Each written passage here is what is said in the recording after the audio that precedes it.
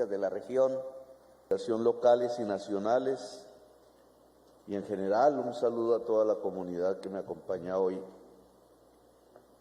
aquí en Quibdó, en el Chocó, tierra que es muy grata para mí, porque aquí se fue prendiendo los vientos del cambio político en una gran victoria en octubre del año pasado,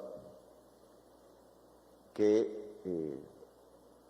en cierta forma garantizó el triunfo de la presidencia en nombre mío.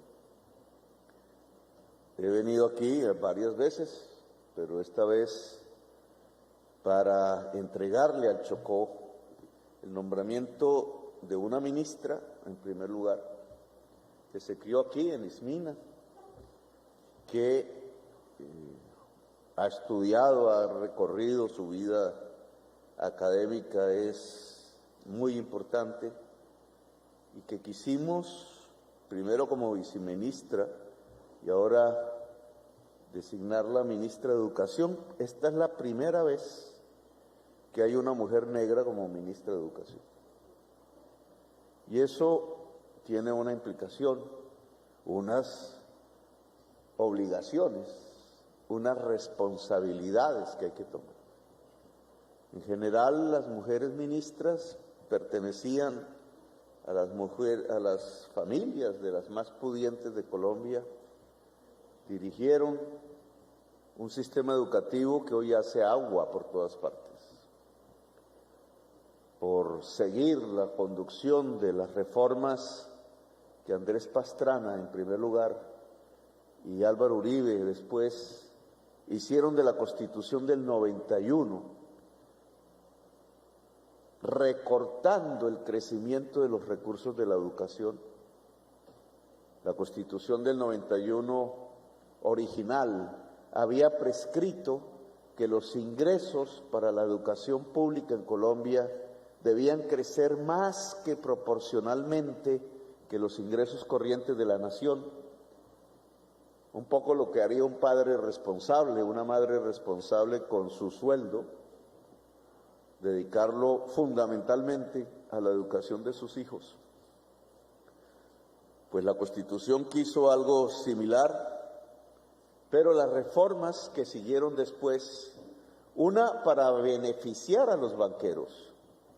Andrés Pastrana quiso quitar unos recursos de la educación para salvar a los hombres más ricos de Colombia, los banqueros, en una crisis que por allá en el año 98 estalló, y después, de manera permanente, en los gobiernos de Uribe, se aprobó que ese recorte se volvería para siempre, con el afán de abrir un espacio fiscal a la financiación de la guerra.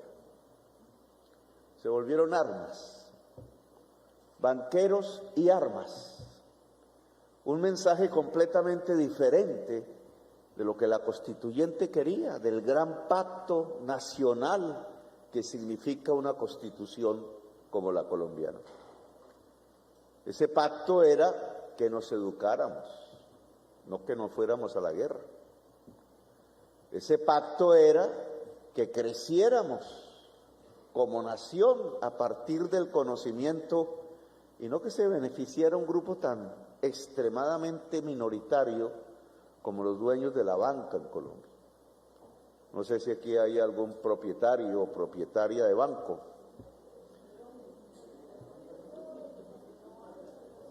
Yo creo que nunca han estado ni en ninguna oportunidad en mis discursos. Pero ¿por qué sacrificar la educación de millones de colombianos?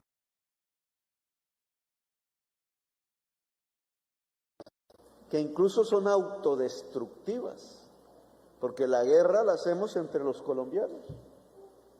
No es como allá en Ucrania, aquí es entre nosotros mismos. Una violencia que obviamente nos va conduciendo como nación a una especie de sifón, nos va absorbiendo como los sifones hacen, en vez de convertirnos en un gran huracán como sociedad, como nación.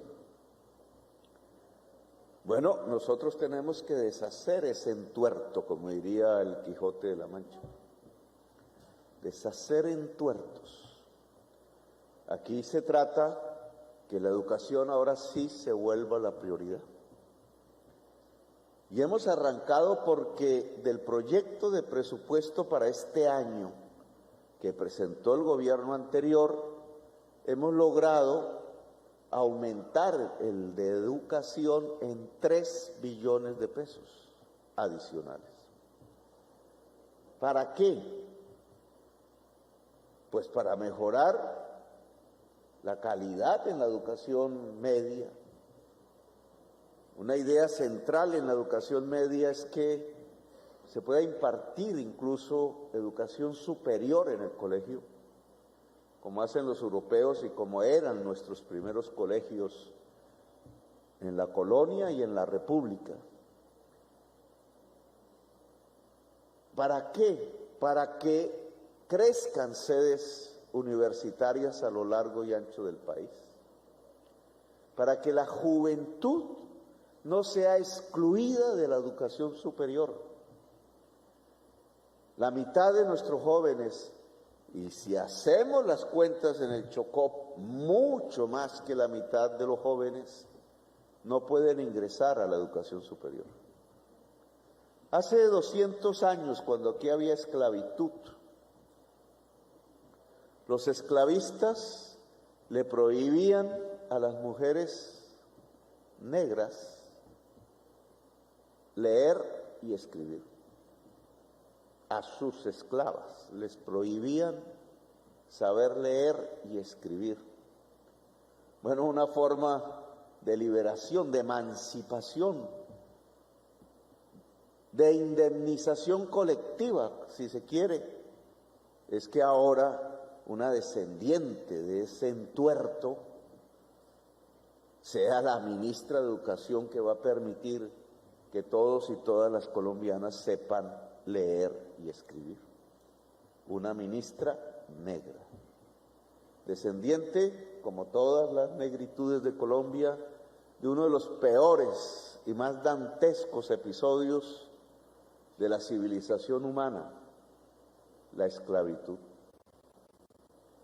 Convertir a una persona en objeto para que genere riqueza para otro, hasta su muerte y la muerte de sus hijos y la muerte de sus nietos, y así casi hasta la eternidad, pensaban los esclavistas. Aquí con armas defendieron la esclavitud, como en Estados Unidos.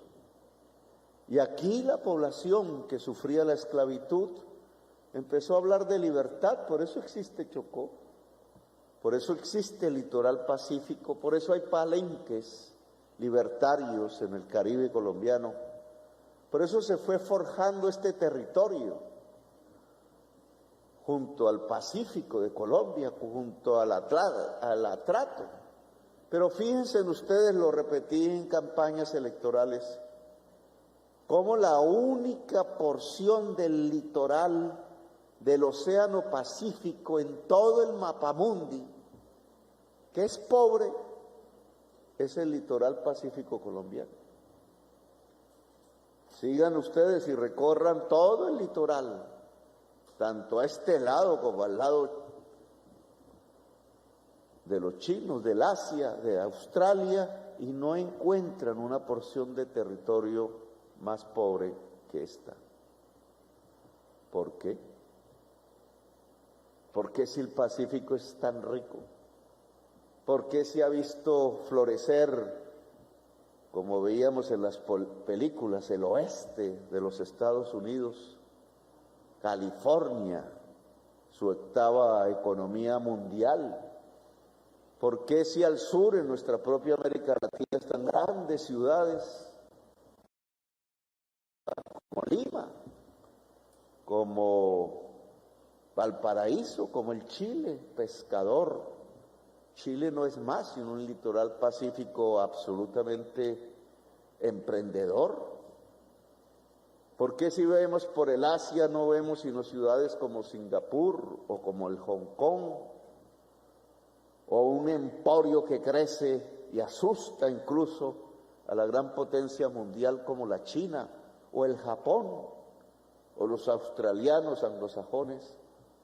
¿Por qué todo ese litoral es rico y la única porción pobre es la colombiana?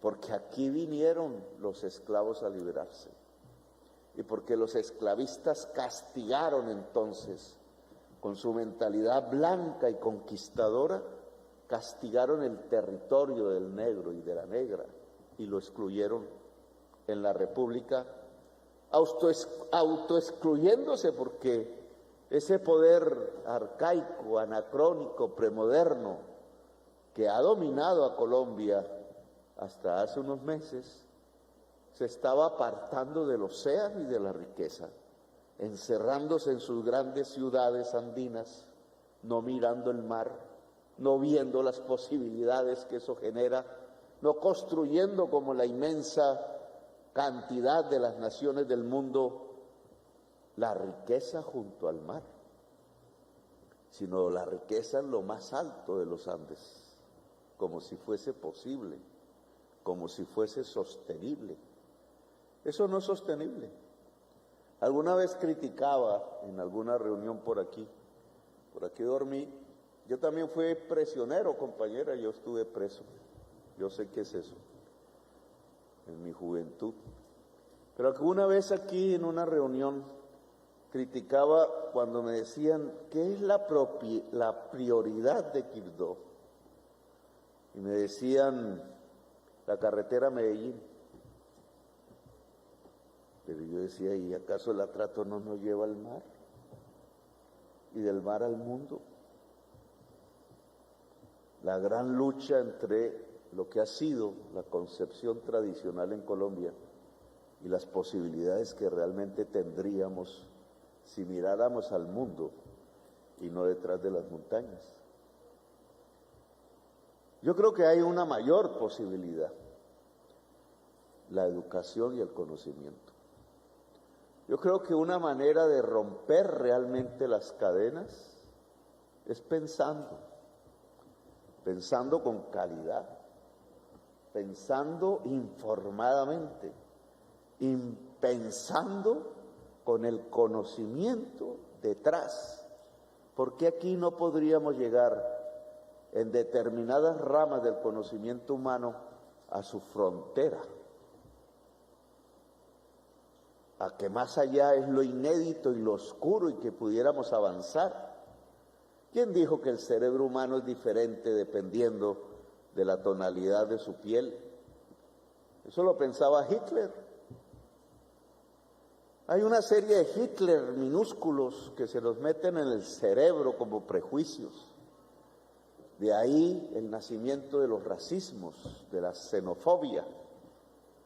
Creer que hay una raza superior y creer que esa raza superior tiene la piel blanca. Eso fue lo que condujo a la esclavitud y eso fue lo que condujo a la enorme guerra mundial y a decenas de millones de personas asesinadas en el viejo continente. Pues yo como sé que no es cierto, que el cerebro de un negro es lo mismo que el cerebro de un blanco, como lo decía en campaña, que el cerebro de una mujer es igual al cerebro de un hombre, que el cerebro de alguien con piel amarilla es igual que el cerebro de una persona con una tonalidad cobriza, que el cerebro de un colombiano es igual que el cerebro de un norteamericano, no hay diferencias. Por esa igualdad de los cerebros, que es quizás la democracia plena, la democracia de los cerebros. La palabra igualdad ahí se vuelve concreta, pero se vuelve concreta si son los cerebros, es la unidad del pueblo, y se vuelve concreta si los cerebros se cultivan, se cuidan. Cultivar el cerebro es como cultivar la tierra. Esa palabra cultivo, que viene del latín, asemeja cultivo en la agricultura a cultura. El cultivo del cerebro como la tierra es la cultura. Bueno, y esa cultura se puede acrecentar a partir de la educación. Así que la presencia de la ministra Aurora tiene que ver aquí con la lucha por una nueva emancipación. Una emancipación del pasado que quedó incompleta. Ahora hay que hacerla completa. Y esa plenitud de la emancipación tiene que ver con la liberación y el cultivo del cerebro. El Chocó y en general todo el litoral pacífico de Colombia, el litoral, tienen que resplandecer por sus universidades, por la calidad de sus colegios. No es una universidad pobre para pobres y unos colegios pobres para pobres. Eso no puede ser, así no se lucha contra la exclusión. Tiene que ser lo mejor posible. Y ese es un gran reto, ministra, que tiene usted todos los días, sabiendo que cada segundo que pasa es un segundo menos que nos queda. Por tanto, hay que, en cierta forma, desesperar, en cierta forma, ansiar, en cierta forma, acelerar todos los procesos, quitando los obstáculos que siempre habrá para que se pueda volver realidad lo que estamos proponiendo y lo que estamos diciendo, que el litoral pacífico sea una joya de la educación en Colombia y que mire al mundo, no al ombligo solamente, al mundo, porque es una forma también de liberarse. Al final, el mar nos conduce al mundo. Esa responsabilidad empieza aquí, ahora que usted se ha posesionado como ministra ante su propia comunidad en la ciudad de Quibdó, donde quisimos hacer este acto. Y también quisimos firmar la ley en el Día de la Mujer. 5,000 mujeres, lo dijo el ministro. ¿Dónde pueden estar las mujeres más excluidas de Colombia? Pues casi todas las mujeres son excluidas, ¿cierto? Es una sociedad patriarcal, dice el feminismo. Pues claro que en Colombia hay una sociedad patriarcal, heredera de otras sociedades patriarcales que llegaron aquí. Y eso hace que la mujer esté en una condición de subordinación al hombre en todos los terrenos, desde la esquina de una casa hasta el poder político en Colombia. La igualdad de la mujer y el hombre se convirtió en una lucha que tiene que tener concreciones en Colombia. Es larga, es difícil, es compleja. Comienza quizás por actos simbólicos, el que mi gabinete esté integrado en la mitad por mujeres. Esos son símbolos. No quita la subordinación y la desigualdad de la mujer en el conjunto de la sociedad. Y de esa totalidad de mujeres excluidas, ¿cuál es la más excluida de todas? Las que están en la pobreza, indudablemente. La pobreza es femenina hoy en Colombia. La mayoría de las personas pobres en este país son mujeres. Pero ahí hay más excluidas. Las mujeres conducidas al trabajo sexual. Por una y otra razón, la inmensa mayoría obligadas, porque no hay otro camino, al trabajo sexual. Caminando quizás a estas horas en calles frías, quizás con más de 30, 40 años, simplemente destruyendo su propio cuerpo para poderle llevar la comida a los hijos. Y aún hay más excluidas y más. Quizás la mujer presa es la más excluida de todas, quizás, porque sufre todas las exclusiones juntas.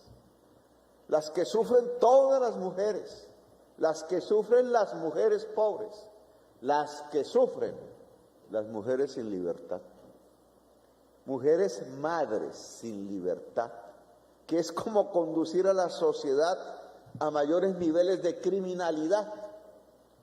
Aquí hay una sociedad que quisiera, una parte minoritaria, menos mal ahora, que nosotros usáramos el ejército para disparar los fusiles sobre campesinos civiles. Y nos critican, y nos juzgan, y nos procesan porque no disparamos. O sea, lo que querían era, como ocurrió en una penitenciaría de Colombia, la Modelo, una masacre. Eso les gusta, lo aplauden, lo prohíban. La masacre de la Modelo, que es un delito de lesa humanidad, es que matar presos no importa, pensaron. Y excusaron el delito, y lo ocultaron y no lo investigaron. Porque los autores de ese delito, intelectuales, tenían el poder. En una penitenciaría llevaron la muerte. Nosotros queremos llevar la libertad. Ese es el cambio. Y comienza por esta ley. Esta ley libera 5,000 mujeres presas por ser madres, cabeza de familia. Si ellas siguieran presas y los niños sin su madre, esos niños crecen sin afecto y muchos en el futuro se convierten en criminales. Esa es la lógica de la violencia y de la exclusión, una especie también de sifón suicida. Pues aquí cortemos esa cadena, que esos niños tengan a su mamá y se abracen y el afecto surja, y ese afecto es profundamente sanador, porque al construirse esa primera niñez en medio del afecto, con toda certeza no se volverán criminales. No lo ve la mente endurecida por prejuicios similares a los que pensaban que había una raza superior solo porque tenía la tez blanca. Pero en la ciencia, en el pensamiento progresista, está demostrado que no es encarcelando las sociedades como nos salvamos de la violencia. Para eso habían hecho los guetos y los gulag y fracasaron. Que es en la libertad en donde se construyen las sociedades y que por tanto tenemos que reformar y cambiar muchas cosas. ¿Cómo así que liberar campesinos que cultivan hoja de coca porque este país y este Estado no fueron capaces de construir una reforma agraria, de entregarle tierra fértil al campesino, de ayudarlo a producir alimentos, y lo expulsaron incluso con armas, con sierras eléctricas, descuartizando cuerpos, con masacres y fosas comunes?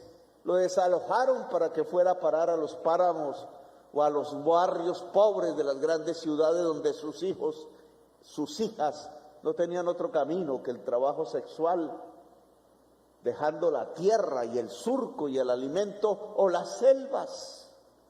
¿Y qué iban a cultivar en las selvas? Lo que el mercado les pedía. Y el mercado les pedía drogas, cocaína, que consumían y consumen en los Estados Unidos y en Europa.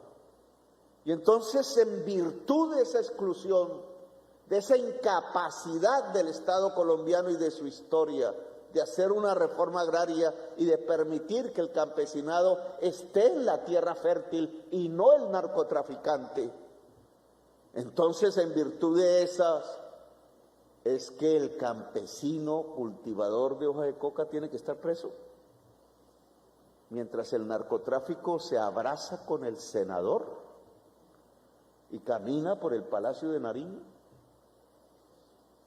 Pues nosotros decimos que no. Y como presentamos el proyecto de liberar ese campesinado de la cárcel, de hacer un pacto con él diferente, entonces se atreve un funcionario por allí a decirnos que prohijamos el narcotráfico. El narcotráfico se ha prohijado en las instituciones. Es que se metió en la sociedad de activos especiales para recuperar los bienes que consiguió con el tráfico ilícito. Es que se metió en la Dirección Nacional de Protección, esa misma donde ayer atentaron contra nuestro director, para usar los carros blindados que estaban destinados a cuidar a los líderes sociales para cargar cocaína, que se metió en la fuerza pública, que puso en nómina de los carteles a gente civil y uniformada para servirles, que capturó el Senado de la República en debates que me tocó hacer públicamente para liberar la ley de la mafia, que capturó ministerios, que se metió por el parqueadero al Palacio de Nariño para dialogar impunidad al narcotráfico, que se metió en la fiscalía para lograr que no se juzgara. Y entonces eso sí no es pecado, eso sí no es perseguido, eso sí es aplaudido, eso sí es ocultado por la prensa. Pero liberar a un campesino que cultiva hoja de coca después de tanta exclusión, entonces nos condena. ¿A quién se le ocurre decir que estamos beneficiando al narcotraficante porque el campesino sale de la cárcel? Y hay a quien se le ocurre, y a ese que se le ocurre tiene poder. Les gusta ver a los campesinos presos, les gusta ver a los jóvenes fusilados inocentemente, les gusta ver a los jóvenes que se manifiestan calcinados en sus ojos por los gases lacrimógenos, o muertos en las calles simplemente porque gritaban que tenían derecho a la dignidad y a la vida. Les gusta la represión, les gusta apuntar las armas del pueblo compradas con el dinero del pueblo contra el pueblo. Nosotros creemos que lo que hay que hacer es la paz, que las armas públicas no son para asesinar al pueblo, sino para defenderlo, que la alianza entre el ejército y el pueblo es la alianza fundamental de la nación, que si el campesinado levanta la bandera nacional orgulloso, porque encuentra que aquí está su tierra, su territorio y su vida, es que se construye una nación. Por eso este proyecto de ley para 5,000 mujeres es tan importante, porque inicia otra manera de entender las cosas, que la presa se junte con sus hijos liberada, que el amor se pueda producir y no sea interrumpido por las cadenas, que quitar esas cadenas entre el amor es lo que nos permite ser una mejor sociedad, que se puede empezar a construir la igualdad entre la mujer y el hombre si liberamos a la mujer de la cárcel. 5,000 madres que van a encontrar a sus hijos. Este es el proyecto de ley que yo voté siendo congresista en la Comisión Primera del Senado y que ahora, qué paradoja, no lo sabía en ese momento, como presidente de la República firmo para que se convierta en ley de la República. Gracias, muy amable.